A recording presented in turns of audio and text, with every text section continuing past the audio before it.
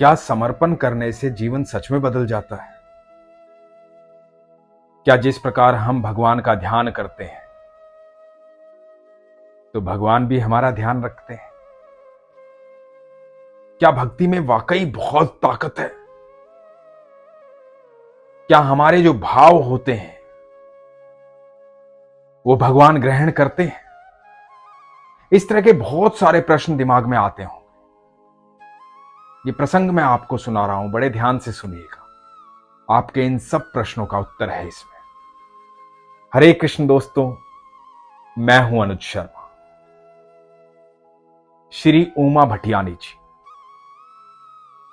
जैसलमेर के राजा की बेटी और जोधपुर के राव मालदेव जी की रानी। 1593 में इनका विवाह हुआ मालदेव जी से। महल गई, वहां देखा कि एक बड़ी चंचल दासी महाराज के साथ रहती है।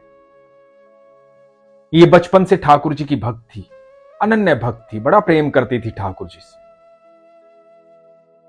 मन थोड़ा सा विचलित हो गया, बस इसी बात पर अपने पति को छोड़ करके अपने पिता के घर आ गई। विवाह किया था तो यही सोच के किया था, जब पति के घर जाऊंगी तो भक्ति करूंगी, मेरे भगवान और मेरे बीच में कोई नहीं आना चाहिए, मेरे ईश्वर और मेरे बीच में कोई नहीं आना चाहिए। लेकिन जब उस दासी को देखा तो मन विचलित हो गया। ये नहीं चाहती थी कि कोई भी ऐसा कारण बने जिससे मन विचलित हो और मेरी भक्ति में कोई भी विघ्न हो। ये सोच करके पति का घर त्याग दिया, पिता के घर आ गई, हरि भक्ति करने लगी। इतनी बड़ी हरि भक्त बन गई, इतनी बड़ी ठाकुर जी की भक्त बन गई कि चारों तरफ इनकी चर्चा होने। हर समय ठाकुर जी के ध्यान में लीन रहती थी। अद्भुत प्रेम ठाकुर जी के साथ। एक दिन मालदेव जी ने सोचा कि इतनी भक्ति करती है, इतनी सच्ची भक्त है ठाकुर जी की, उनकी भक्ति से इतने प्रभावित हुए। मन में भाव आया कि मैं अपनी रानी को वापस बुलाता हूं।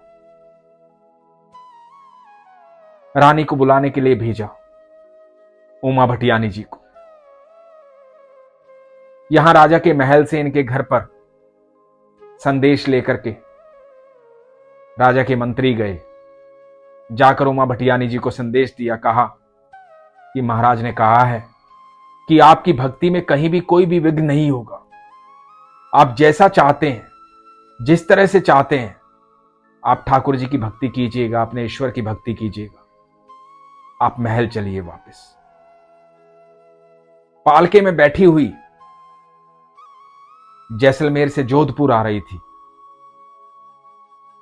रास्ते में एक पद सुना।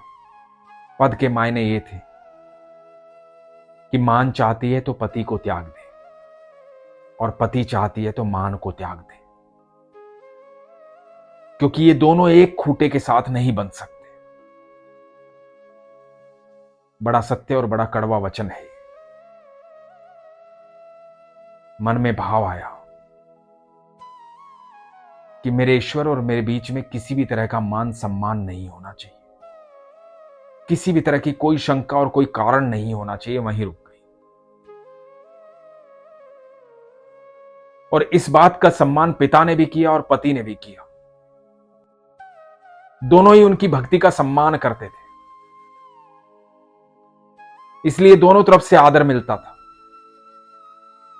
उमा भटियानी जी इतनी बड़ी भक्त थी ठाकुर जी की, संतों की इतनी आवा भक्त करती थी। हर जीव के भीतर ठाकुर दिखाई देते थे उन्हें। इतनी आवा भक्त करती थी कि एक बार एक संत आए। संत ने कहा कि एक आयोजन करवाना है, उसके लिए 2000 रुपए की आवश्यकता है। उस समय 2000 रुपए बहुत ज्यादा होते थे। उमा भटियानी जी ने कहा कि ठीक है, कोई बात नहीं।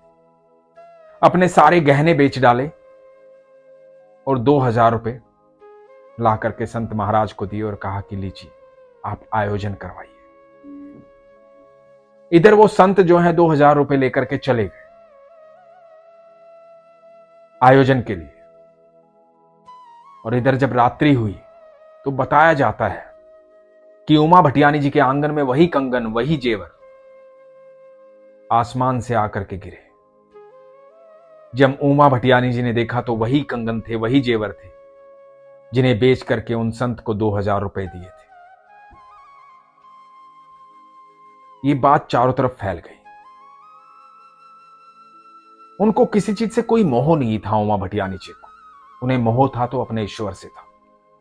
ये बात फैल गई तो एक व्यक्ति ने सोचा कि ये तो बहुत सही है, संत वेश में जाता हूं, कुछ भी मांगूंगा तो दे देंगी और उनके पास तो वापस आ ही जाता है। तो उसने संत वेश बनाया, उमा भटियानी जी के पास पहुंचा, जाकर के कहा कि मुझे इतने पैसे की आवश्यकता है, दे दो। सच्ची भक्ति हर जीव के भीतर उन्हें ठाकुर जी दिखाई देते थे। आव भक्त की, उनको धन दिया और कहा कि लीजिए, अब आपकी जरूरत पूरी हो जाएगी। इनके मन में तो किसी तरह का कोई भाव होता ही नहीं था। कभी ऐसा लगता ही नहीं था कि सामने वाले के बारे में सोचे कि वो सही इस्तेमाल करेगा कि या नहीं करेगा। ये सिर्फ अपने कर्म में विश्वास करती थी, मन में त्याग की भावना थी, उसी त्याग पर रहती थी। इधर जो वो संत बन के आया था, जो झूठा व्यक्ति था, संत के वेश में आया था, वो व्यक्ति जब नगर की सीमा से बाहर निकलने लगा तो वो अंधा हो गया।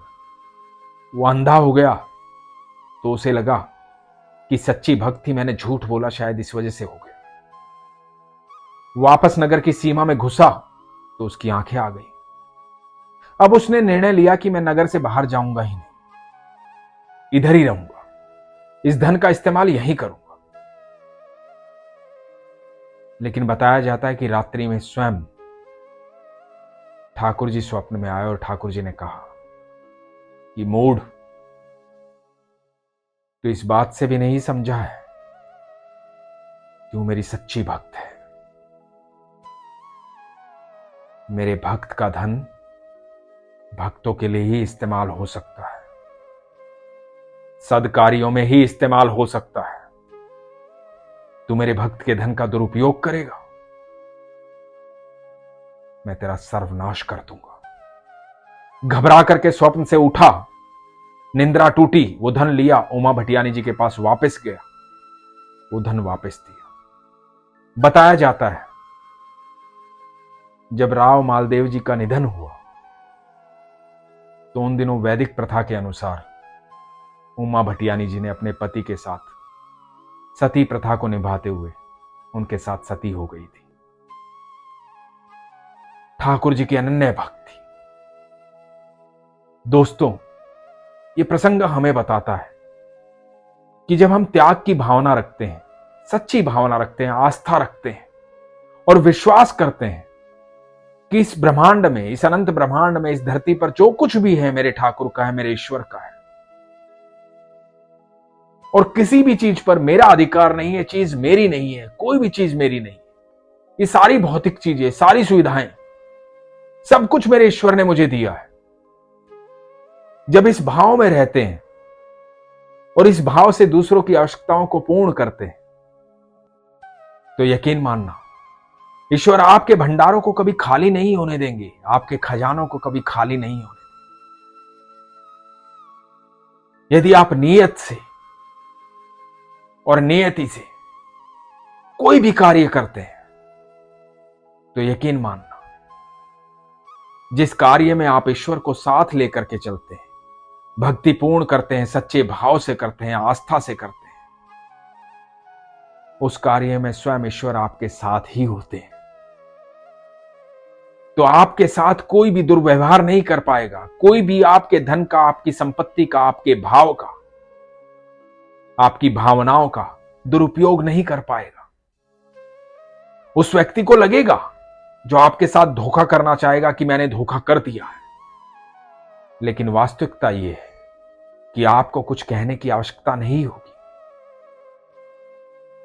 क्योंकि फिर ईश्वर उस बात का उत्तर देंगे, ईश्वर उस व्यक्ति को जवाब देंगे। आप एक बार समर्पण करके देखिए, जब आपका समर्पण हो जाता है तो आपकी जगह हर कार्य को ईश्वर पूर्ण करते हैं। हम सब जानते हैं, जब अर्जुन ने संपूर्ण समर्पण दिया तो वो युद्ध जिसे कभी कोई जीत नहीं सकता था कौरवों से, उस युद्ध में बड़े बड़े योद्धा थे। पितामह भीष्म, गुरु द्रोण, कर्ण, सब परास्त हो गए, क्योंकि अर्जुन ने समर्पण दिया था ठाकुर जी को। और जब हम समर्पित हो जाते हैं तो आप यकीन मानना, हर पल हर क्षण ठाकुर जी आपके साथ रहते हैं। इसका सबसे बड़ा उदाहरण वो भी है जो हम सब जानते हैं, जब दोनों हाथ ऊपर करके द्रौपदी ने भरे महल में, जहां दुशासन चीर हरण कर रहा है, लेकिन उसी क्षण द्रौपदी ने दोनों हाथ ऊपर करके संपूर्ण समर्पण के साथ भगवान श्री कृष्ण को आवाज दी थी, कहा था कि हे कृष्ण, तो भगवान पल भर में वहां थे। तो एक बार समर्पण करके देखो, त्याग करके देखो, अपनी भक्ति पर, अपने भाव पर विश्वास करके देखो, अपने ईश्वर पर विश्वास करके देखो, जीवन में कभी कोई कष्ट नहीं होगा। आपका समर्पण, आपका त्याग आपको ईश्वर की प्राप्ति करवाएगा, लेकिन इसके लिए सबसे जरूरी है विश्वास। इसीलिए हमेशा कहता हूं, अपने विश्वास को मजबूत रखिए, अपना ख्याल रखिए। हरे कृष्ण।